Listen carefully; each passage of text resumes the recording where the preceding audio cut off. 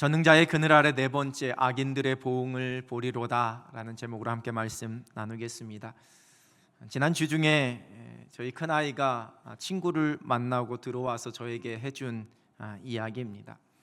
그 만났던 친구는 그 아버지가 개척교회에서 목회하시는 목사님 딸이었습니다. 그 친구에게 동생 둘이 있는데요, 그 중에 한 명이 무슨 병인지는 몰라도 많이 아파서 분당 서울대병원에서 1년 동안이나 입원해서 치료를 받아야지만 되는 그러한 상황이었답니다. 이 인천 송도에서 개척을 해서 목회를 하시면서 집도 그 근처에 있으셨는데, 이 아이를 돌봐야지만 되니까 병원 근처로 그 집을 옮길 수밖에 없었다고 합니다. 그래서 개척해서 몇 년 동안에 함께 교회에서 신앙생활하던 성도님들을 그 주변의 교회로 다 파송하시고, 목사님과 그 가정이 분당으로 그 거처를 옮겨서 그곳에서 가정 예배를 드리면서 또 전도하면서 다시 교회를 세워 가셨던 것 같습니다.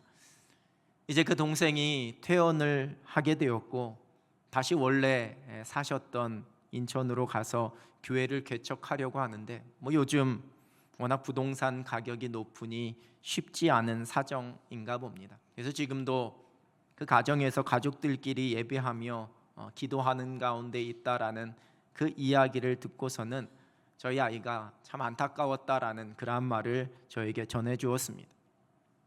물론 듣는 사람에 따라서 이 목사님과 그 가정에 대한 여러 가지 판단과 생각이 들 수 있을 겁니다. 친구의 안타까운 그 상황을 이야기하는 딸에게 참 마음 아프다고, 그 친구 많이 힘들겠다라고 그렇게 이야기하면서 밥값은 네가 내지 그랬냐고, 너는 그래도 개척교회 목사 딸은 아니지 않냐라고 그렇게 대답해주고는 이런저런 마음이 들었습니다. 그리고 조금 있다가 아내에게 왜 아파도 하필 이렇게 어렵게 목회하시는 개척교회 목사님 아이가 아픈 걸까라고 말했습니다. 그렇다고 오해하지는 마시고요, 당연히 어느 누구도 아프면 안 되겠지요. 어느 누구도 그 아픈 것이 다행이거나 당연한 경우는 없습니다. 그런데 하나님께서 기뻐하시는 일을 맡기셨으면, 게다가 그것이 쉽지 않은 일, 온 힘과 마음과 정성을 다 쏟아야지만 되는 상황이라면, 그러면 그냥 그것만 신경 쓰도록 다른 것은 다 책임져 주시고 다 채워주시면 얼마나 좋을까라는, 그냥 하나님 앞에서의 어린아이 같은 일종의 투정이었습니다. 살면서 만나게 되는 이해되지 않는 상황, 굳이 성경의 원리까지 말하지 않는다 할지라도 그저 세상의 일반적인 잣대인 공평이라는 기준만으로 해석하려고 할 때에도 잘 이해되지 않고 해석되지 않는 일들을 우리는 만나게 됩니다.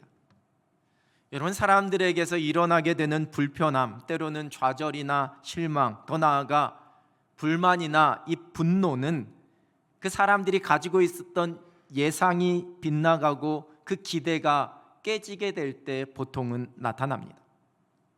이해가 되지 않는 상황, 일반적인 상식과 기준, 잣대로 해석이 되지 않는 그러한 상황을 만나게 되면 보통의 예상과 그 기대가 깨진 것이 되기 때문에 그곳에서 사람들은 좌절하고 실망하게 됩니다. 때로는 분노하면서 불만을 터뜨리게 되는 겁니다. 우리 믿음의 사람들이 가지고 있는 기대와 예상도 있습니다. 우리는 그것을 보통 소망이라고 이야기합니다. 그리고 그 소망의 많은 것들이 실제로 그 소망 그대로 이루어지는 것도 우리는 경험합니다. 그런데 때로는 그 소망이 더디 이루어지거나 그리고 아예 이루어지지 않는 그러한 소망들도 있습니다. 믿음을 가지고 품었었던 기대와 소망이, 그 예상이 깨지게 될 때 찾아오게 되는 신앙의 시험이 있습니다. 그리고 그러한 시험 속에 어떤 사람들은 때로는 믿음이 무너져 내리고 영적인 깊은 침체 가운데 빠지게 되기도 합니다. 오늘 우리가 읽은 본문은 어쩌면 우리의 예상과 우리의 기대에 딱 맞는 약속을 들려주고 계십니다. 7절입니다. 천명이 내 왼쪽에서 만명이 내 오른쪽에서 엎드러지나 이 재앙이 내게 가까이 하지 못하리로다. 그럼 그렇지, 이거 당연한 것 아니야? 뭐 이런 반응이 나올 수 있을 만한 그러한 약속입니다. 천명과 만명은 수많은 사람을 표현하는 상징적 단어들입니다. 왼쪽과 오른쪽은 내가 눈으로 직접 확인하고 내 피부로 느낄 수 있는 아주 가까운 곳을 표현하고 있습니다. 나의 곁에 있는, 나를 둘러싸고 있는 그 수많은 사람들이 여러 가지 삶의 문제, 여러 가지 재앙과 여러 가지 위협 때문에 넘어지게 되지만, 전능자의 그늘 아래 살아가고 있는 자들, 그 믿음의 사람들에게는 이 재앙이 가까이 하지 못할 것이다, 그렇게 약속합니다. 여러분, 이 고백을 듣고 있는 이스라엘 백성들에게는 지난 역사 속에서 펼쳐졌던 애굽의 10가지 재앙의 사건, 자라면서 수도 없이 많이 들었던 그 일들이 아마 떠올려졌을 겁니다. 애굽 사람들에게 내렸던 그 10가지 재앙 중에 특별히 파리와 악질과 우박과 이 흑암의 재앙은 하나님께서 애굽 땅과 애굽 사람들에게만 내리셨던 재앙이었습니다.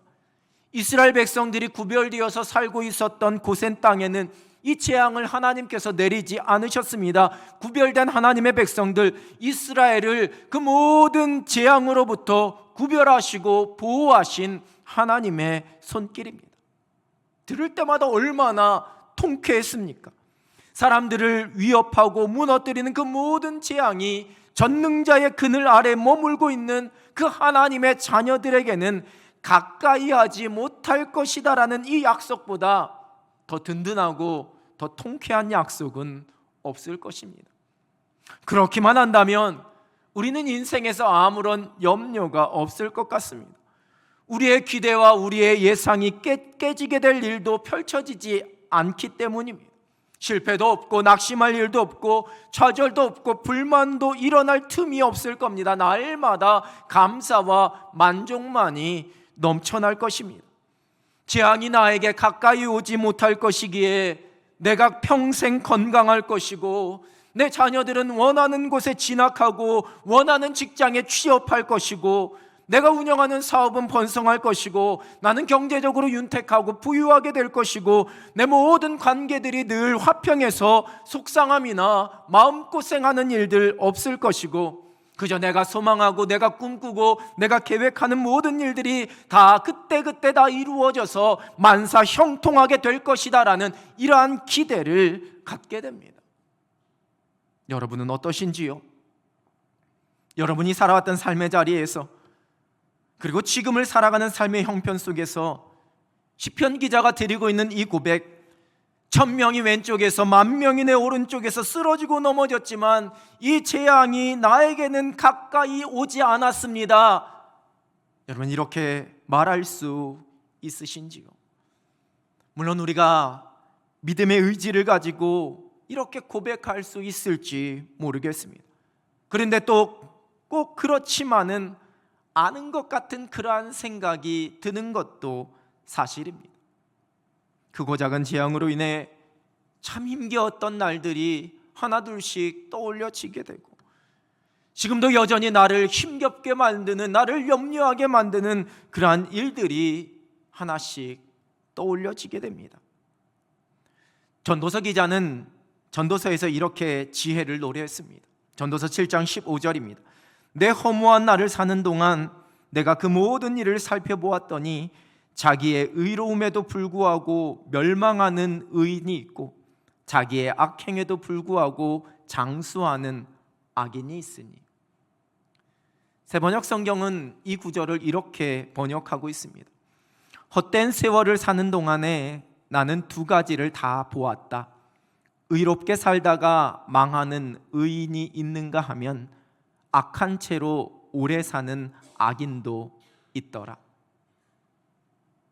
의인은 잘 되고 악인은 벌을 받는다라는, 의인에게 재앙은 가까이 오지 못하고 악인에게만 재앙이 오게 된다라는 단순한 인과관계가 우리의 현실 속에서 깨지는 경우를 많이 보았다라는 말씀입니다.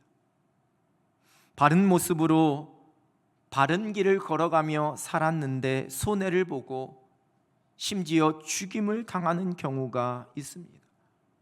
그런데 거짓과 속임수, 악함으로 부를 얻고 권력을 유지하면서 오래 사는 그러한 사람도 있습니다.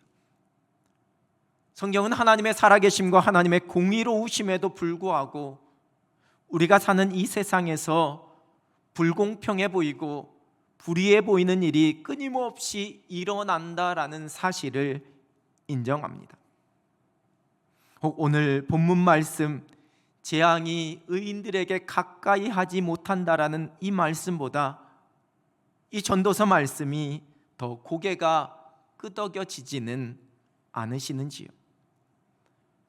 그러나 이러한 세상의 현실을 노래한 전도서는 그럼에도 불구하고 믿음의 사람들, 하나님의 사람들이 기억해야지만 되는 아주 중요한 삶의 원칙을 이렇게 말씀하고 있습니다. 전도서의 가장 마지막 구절인 전도서 12장 13절 14절입니다.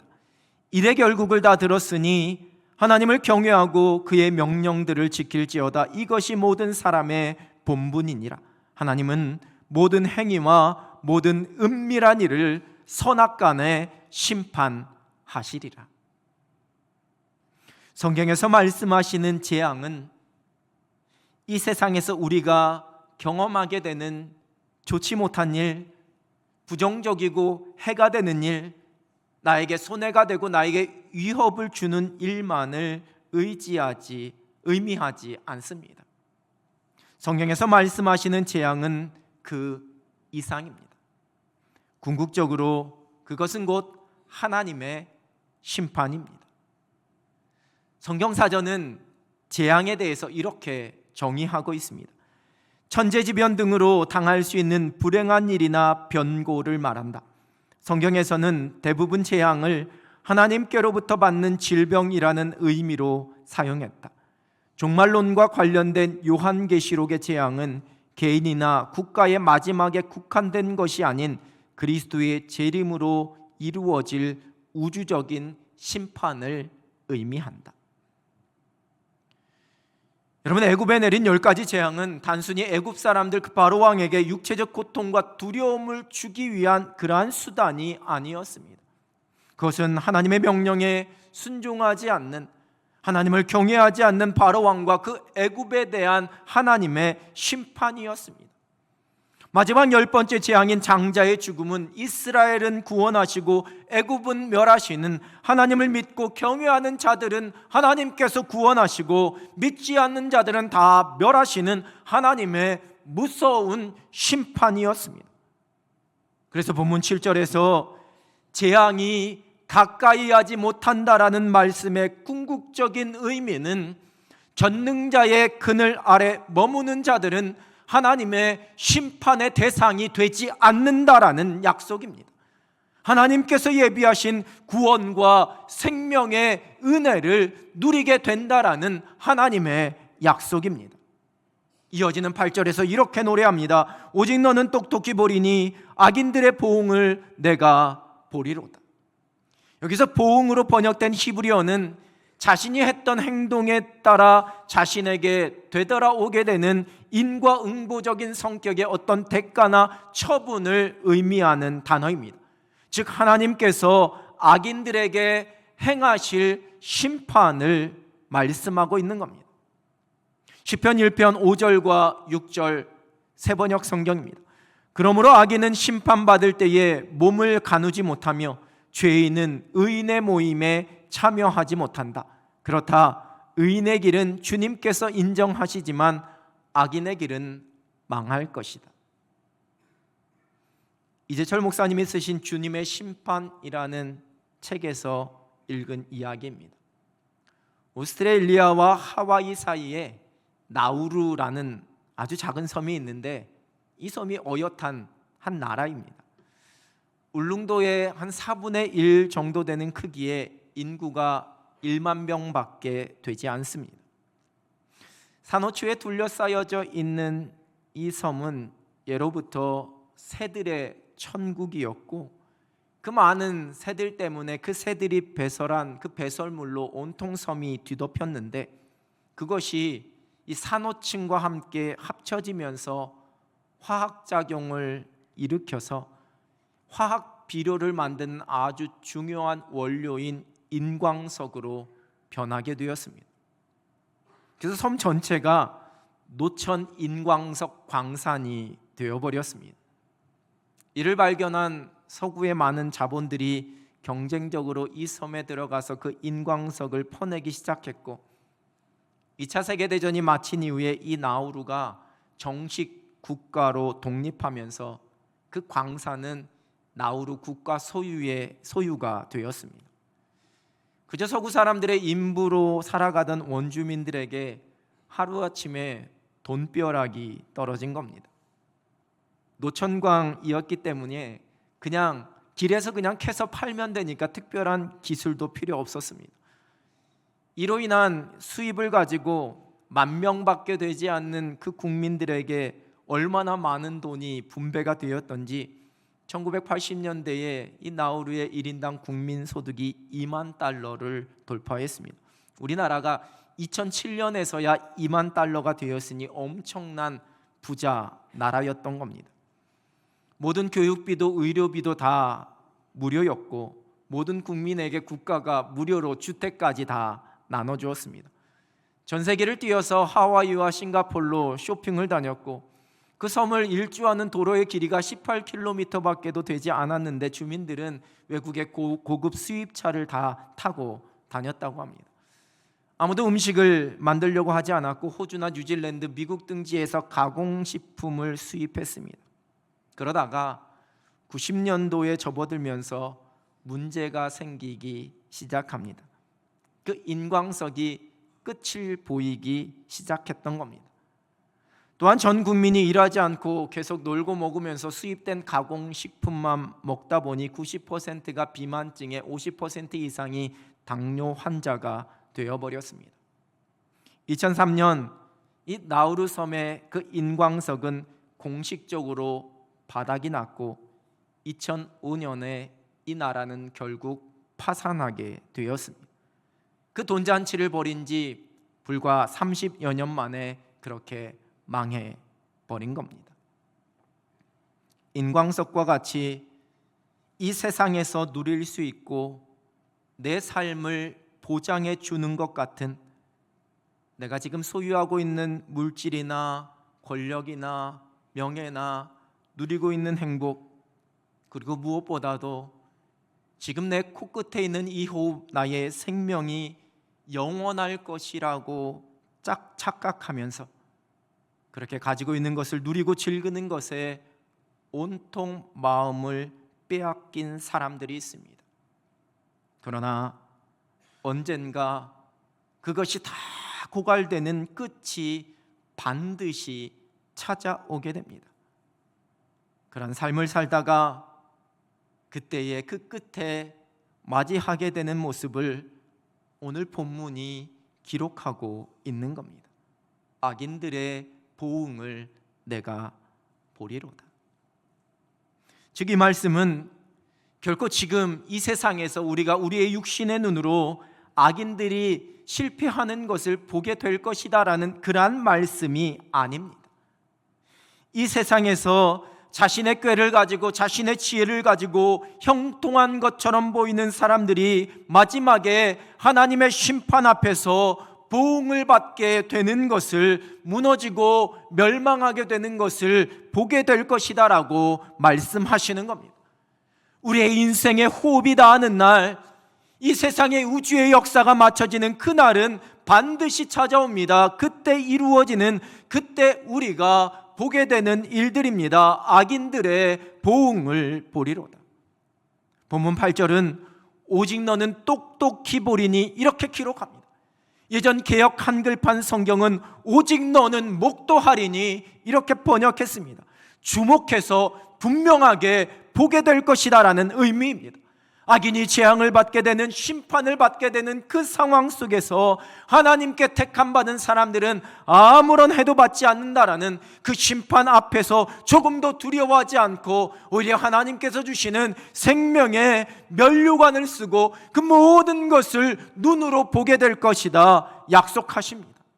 하나님의 심판이 관념적이고 추상적인 일들이 아니라 우리가 직접 보고 경험하게 될 직접적인 사실이라는 것을 성경은 분명히 말씀하고 있습니다.